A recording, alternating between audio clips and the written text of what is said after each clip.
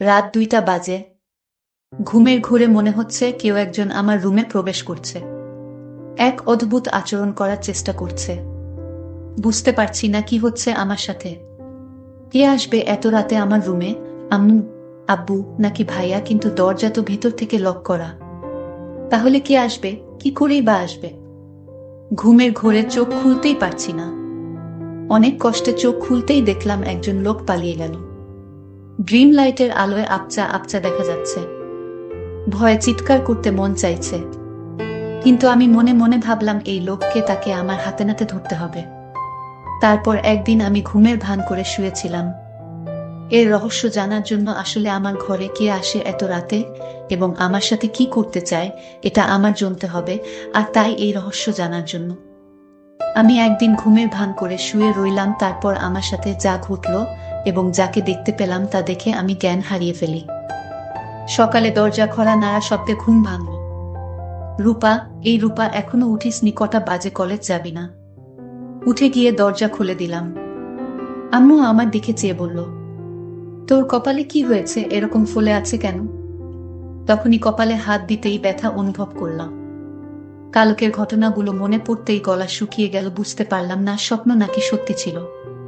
কিন্তু এতটা ভুল হবে? কে লোকটা ছিল? এরপর কি হলো কিছুই তো মনে নেই। না না, আর কিছুই ভাবতেই পারছি না। আম্মু আমার উত্তর না পেয়ে, কি রে, কি হয়েছে? কই কিছু না তো। কিছুই হয়নি, তুমি যাও, আমি ফ্রেশ হয়ে নিচে যাচ্ছি। আম্মুকে কিছু না বলেই রুমে চলে আসলাম। এসে ভাবতে লাগলাম কে আমার রুমে আসলো, কি করেই বা রুমে ঢুকল। হয়তো তাই, কারণ আমি কখনো জানালার দরজা লাগিয়ে ঘুমাই না। নিজেই নিজেকে প্রশ্ন করতে লাগলাম। মনের ভিতর হাজারো প্রশ্ন, কোনো কিছুই মাথায় ঢুকছে না। ভাবতে ভাবতে ফ্রেশ হয়ে এলাম। দেয়ালে দিয়ে মুখ মুছে আয়নায় দিকে তাকাতেই দেখলাম মুখটা অনেকটাই ফুলে গেছে। হঠাৎ ড্রেসিং টেবিলের সামনের একটা কাগজ চোখে পড়ল। কাগজটা নিয়ে পড়তে লাগলাম। এটা ছিল তোমার শাস্তি, আমাকে কষ্ট দেওয়ার শাস্তি, আমার থেকে দূরে থাকার শাস্তি। এই 3টা মাস আমি ঘুমোতে পারিনি। তুমি আমাকে ঘুমোতে দাওনি। আমাকে কষ্ট দিয়ে তুমি শান্তিতে ঘুমোচ্ছ। চিঠিটা পড়ে মুখ হা হয়ে গেছে। সবকিছু যেন ঘুলিয়ে যাচ্ছে। কি হচ্ছে আমার সাথে কিছুই বুঝতে পারছি না। কে এই লোক? কি চায় আমার কাছে? সবকিছু মাথার উপর দিয়ে যাচ্ছে। রাগে মাথাটা পেটে যাচ্ছে। উনার ঘুমে কি মই দিয়ে এসছি নাকি? কত বড় সাহস! ওকে তো আমি সামনে ফেলে মেরে ফেলবো। কিন্তু বুঝতে পারছি না লোকটা কে। আমার তো তেমন কারো সাথে দেখা হয়নি।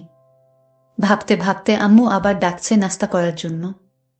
নিচে ডাইনিংয়ে গিয়ে দেখলাম আব্বু মা নাস্তা করছে আর আম্মু খাবার সার্ভ করছে। আমার পরিচয়টা দিয়ে দেই, আমার নাম রূপা।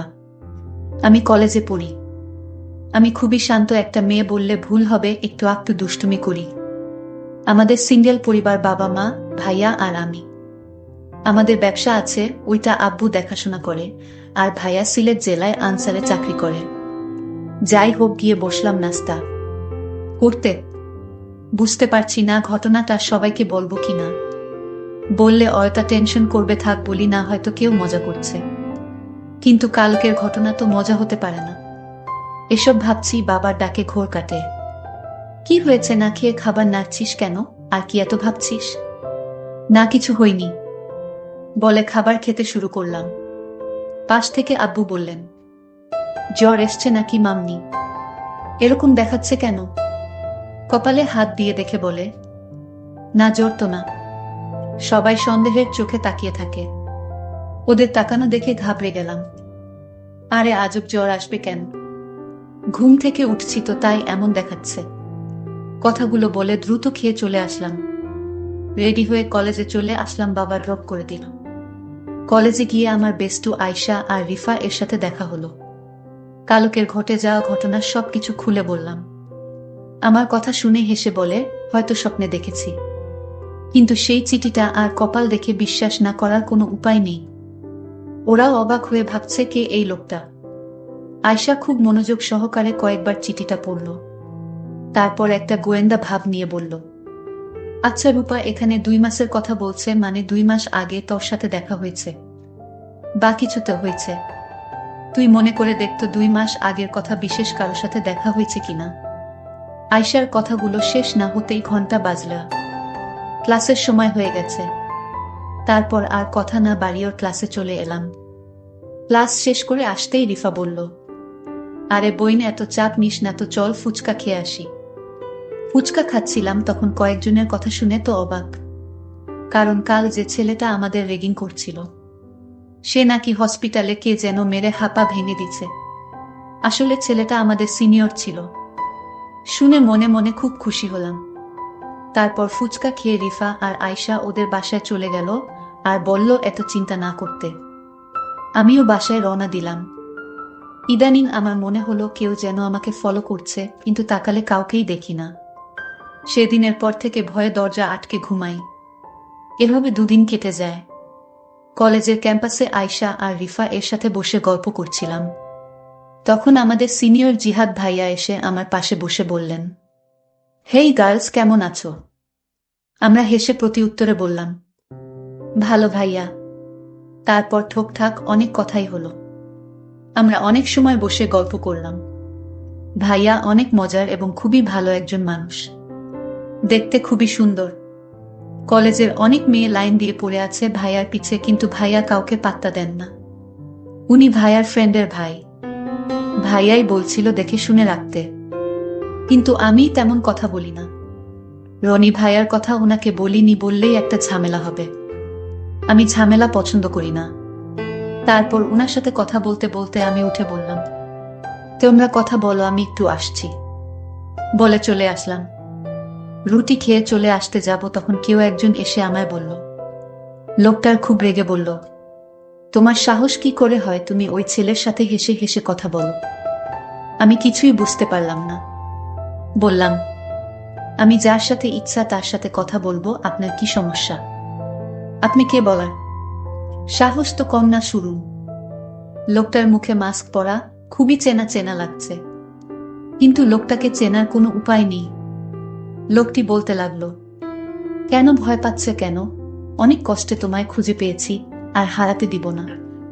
উনার কথা শুনে ভয় করছে, আবার রাগ ও লাগছে। আপনি এখানেও চলে আসছেন আমাকে মারতে। তার মানে সেদিন রাতে আপনি আমার রুমে এসেছিলেন আমাকে মারতে। তো না মেরে আমার সাথে দুর্ব্যবহার করার সাহস হয় কি করে হলো? বজ্জাত ছেলে। মেয়েদের দেখলেই কথা বলতে করতে মন চায়। আর করবেন নাই বা কেন? মানুষকে মেরে ফেলাই তো আপনার কাজ, এটা আর কি এমন বিষয়? তো মেরে ফেলেন আমাকে এখনই। শাহিন, এভাবে পিছু করার তো কোনো মানেই হয় না। চোখ বন্ধ করে কথাগুলো একদমে বলে ফেললাম। চোখ খুলতেই উনার চোখের দিকে তাকিয়ে আতঙ্কে উঠলাম। রাতে আমার রুমে এই লোক যায়, কিন্তু তাকে ঠিক চিনা যাচ্ছে না। কিন্তু এই লোকটিকে চেনার জন্য আমি প্রতিদিন রাতে ঘুমের ভান করে শুয়ে থাকি, কিন্তু ইদানিং আসে না। আপনাদের 2 মাস আগের কিছু কথা শেয়ার করে নেই, তা না হলে আপনার কিছুই বুঝবেন না।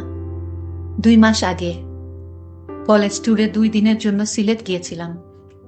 ওইখানে গিয়ে প্রথম দিন ভালোই কাটে, কিন্তু বিপত্তি ঘটল। দ্বিতীয় দিন সবাই পাহাড় ঘুরে ঘুরে দেখছে।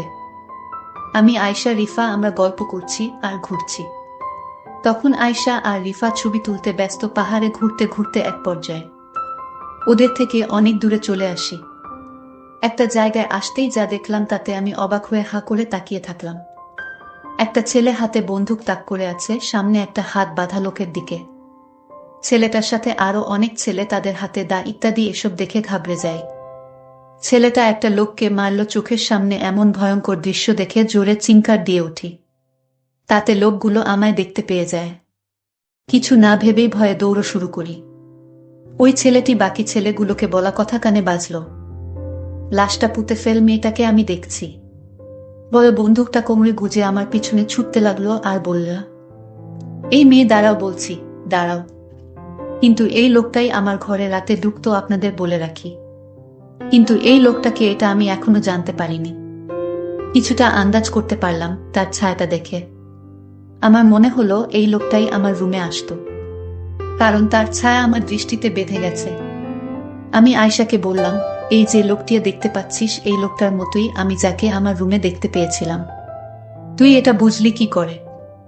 ওর ছায়াটা আমি দেখতে পাই হালকা আলোতে। এই লোকটাই হবে।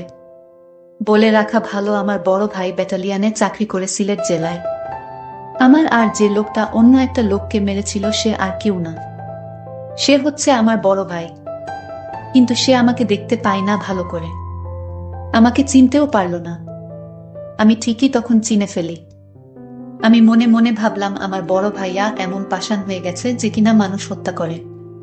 আমি এই কথা ভাবতেই আমার খুব খারাপ লাগলো এবং ভাইয়ার প্রতি ঘৃণার জন্ম নিল। এসব চাকরি যারা করে তারা নাকি পাষাণ হয়ে যায়, আমার ভাবতেই অবাক লাগছে। যাই হোক, আমরা একদিন ট্যুরে ঘোরাফেরা করে বাড়িতে চলে আসলাম। আমি কিছুতেই ভাইয়ার মানুষ মারার দৃশ্যটা ভুলতে পারছি না। এসব ভাবতে ভাবতে ঘুমিয়ে পড়লাম। হঠাৎ আমার রুমে পায়ের আওয়াজ শুনতে পেলাম। আমার কপালে কে যেন হাত রাখল। 2 দিন ট্যুরে থাকায় তেমন একটা ঘুম হয়নি আমার, আর তাই বেহুশের মতো ঘুমাচ্ছিলাম। তাই কিছু বলতে পারিনি। হঠাৎ যখন অনুভব করলাম আমার রুমে কেউ এসেছে, তখন চোখ খুলে দেখি কেউ নেই, কিন্তু পায়ের চিহ্ন রয়ে গেছে ঘরে। পায়ের চিহ্নটা আমার খুব পরিচিত মনে হলো। আমার মনে হলো সে আমার পরিবারের যে কেউ হতে পারে, কিন্তু কে সে এটা এখন পর্যন্ত জানতে পারলাম না। আমি এই কারণে শান্তিতে ঘুমাতে পারি না। এটা কি আমি স্বপ্ন দেখি নাকি বাস্তব তাও বুঝতে পারছি না। আমি এখন থেকে ভাবলাম আজ থেকে সারাদিন ঘুমাবো, সারা রাত সজাগ থাকবো। মানে ঘুমের ভান করে থাকবো আমি তাকে হাতে নাতে ধরতে চাই। সে কেন আমার ঘরে আসে, আমার কাছে কি চায়, এটা জানার জন্য আমার মনে একরকম হতাশা তৈরি হয়ে গেল। আমি আমার পরিবারের অর্থাৎ মা বাবার সাথে বিষয়টা শেয়ারও করতে পারছি না। শেয়ার করব তখন যখন এর রহস্য আমি জানতে পারবো। তো পরের দিন সকালে কলেজে গেলাম, তারপর আয়শার সাথে আজ রাতের ঘটনাটা শেয়ার করলাম। আয়শা আজ রাগান্বিত হয়ে বলল, দুরু তুই কি বলিস, এসব স্বপ্ন বাদ দে, এগুলো শুনতে আর ভালো লাগে না। এগুলো স্বপ্নেই হয়, বাস্তবে হয় না। আয়শা তুই যাই কস না কেন, তুই দেখে নিস আমি 2-3 দিনের ভিতরে আমি তাকে হাতে নাতে ধরব। তুই ওয়াট করো। তারপর কলেজ থেকে বাসায় ফিরে শুনতে পেলাম আমার ভাইয়া বাড়িতে আসছে, কারণ 4 দিনের ছুটি নিয়ে আসছে। আমার জন্য অনেক গিফট নিয়ে আসছে। আমি বাড়িতে প্রবেশ করতেই আমি ভাইকে দেখি দরজার সামনে দাঁড়িয়ে আছে। আমি কাছে গিয়ে বললাম, ভাইয়া কেমন আছো?